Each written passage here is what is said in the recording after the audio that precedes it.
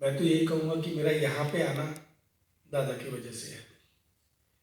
शायद मैं उन फोक कलाकारों में से हूँ जिनकी पहचान सिर्फ अपने पिता के नाम से थी या अपनी कला के नाम से थी। मैं ब्रज से आता हूँ, मथुरा से। आज से 20 साल पहले मैं दादा से मिला, और जब मिला तो मेरी उनसे लड़ाई हुई खाने के ऊपर। दादा ने कहा कि तुम यहाँ काम करने आए हो या खाना खाने के लिए लड़ रहे हो? तो मैंने कहा दादा, काम इसलिए करते हैं कि पेट भरे, पेट खाली तो काम कैसे करूँगा। तो वो मेरी पहली मुलाकात थी। और उसके बाद दूसरी मुलाकात में तो मैं दादा के पीछे पड़ गया कि दादा आप मुझे अपने साथ रखो, मैं आपसे सीखना चाहता हूँ। तो दादा ने कहा कि अगर तुम्हें साथ रखूँगा तो तुम मुझे बेच के खा जाओगे, तुम यूपी से हो। ये दादा के शब्द थे कि अगर मैं संजय तुझे अपने साथ रखूँगा तो तुम मुझे बेच के खा जाओगे। मैंने कहा नहीं दादा, ऐसा नहीं, मैं आपसे सीखना चाहता हूँ।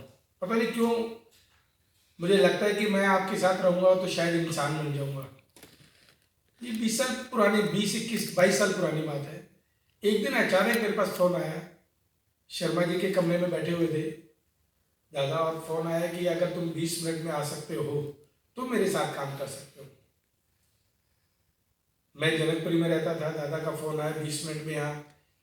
तो मेरे पास जो भी सामान अवेलेबल था, मैं बरमूडा पहने हुआ था, चप्पल में, मैं यहाँ से दौड़ पड़ा, क्योंकि मैं जानता था कि दादा ने अगर बुलाया है 20 से अगर 25 मिनट होंगे तो भी वो रखेंगे, बात करेंगे। लेकिन शायद जिस काम से बुलाया वो काम डिले हो जाएगा या वो नहीं बता पाएंगे मुझे। मैं आया, मुझे बोला कि आप कितने फोक आर्ट फॉर्म के बारे में जानते हो, ये पेन लो, पेपर लो। शर्मा जी ने दिया था मुझे, और ये बाजू में कमरा है इनके, वहाँ जाके बैठ के लिखो। जब मैं अंदर गया तो देखा मैं कल्पेश जला जी पहले से बैठे हुए हैं, और वो भी वही काम कर रहे हैं जिसके लिए उन्होंने मुझे बोला था। और शायद वो पेपर में जितने भी हमने आर्ट फॉर्म के नाम लिखे थे आज तक दादा ने देखे नहीं।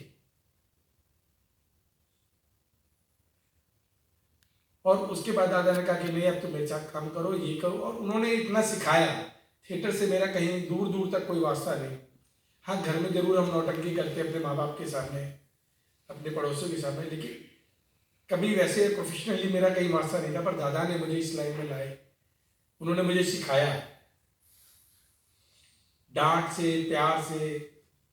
और कई बार तो ऐसा हो गया कि दादा को मुझे ये बोलना पड़ा, दादा मेरा परिवार है, मुझे घर जाना है, दिवाली पे कोई नहीं है। और दादा मुझसे बहुत नाराज हो गए। 2019 की बात है ये। और उनकी आवाज में जो एकदम करुणा वाली भावना कि तेरा परिवार है, मेरा परिवार नहीं है, मतलब तू मुझे परिवार नहीं समझता है, मतलब अंजना और मैं तेरा परिवार नहीं हूं। तूने आज क्यों बोला ये कि तेरा परिवार है? तो हम कौन है भाई? क्योंकि पंजाब में कोई प्रोग्राम होना था 550 गुरु नानक देव जी के ऊपर, वो पूरा थिएटिकल एक इवेंट था। और दादा ने कहा कि नहीं, वो तुम्हें करना है। और मैं थिएटर के बारे में ज़्यादा जानता नहीं था, तो मेरे लिए बड़ा मुश्किल था वो काम।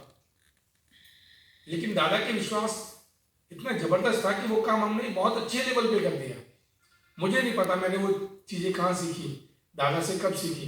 थिएटर की वो बारीकियाँ, ब्लॉकिंग, ये सारी चीज़ें जो मैंने वहाँ पे की।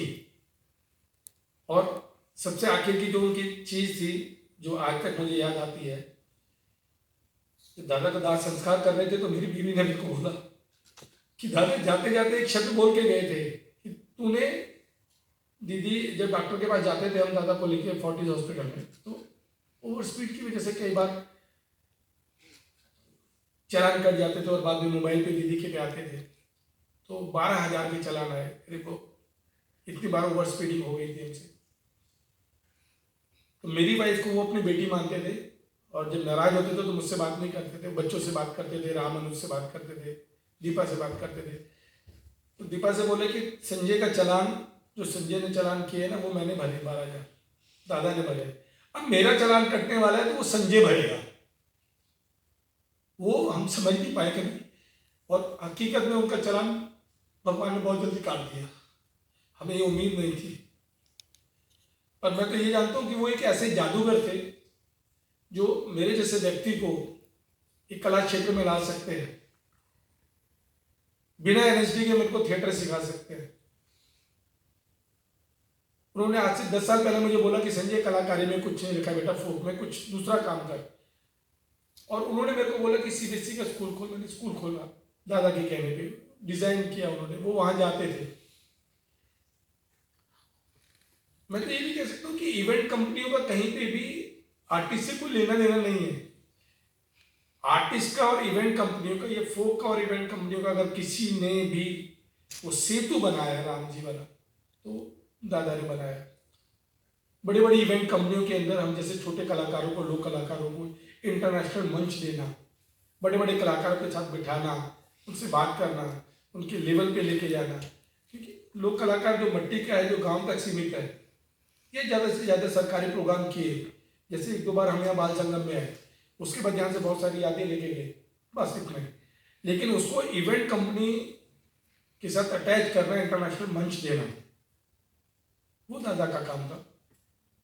दादा के हर बड़े इवेंट्स में ये मेरा सौभाग्य रहा कि मैं उनके साथ रहा, मुझे सीखने का मौका मिला, चाहे वो कॉमनवेल्थ गेम से, साउथ एशियन गेम से, आखिर का 550 सुल्तानपुर लोधी में पंजाब में जो किया। मुझे तो ये लगता है कि मेरी पढ़ाई अधूरी रह गई। बस मैं तो यही कह सकता हूँ कि दादा जल्दी चले गए, ना तो मैं पास हो पाया, ना कंपार्टमेंट आई, तो बीच में ही। दादा को हमेशा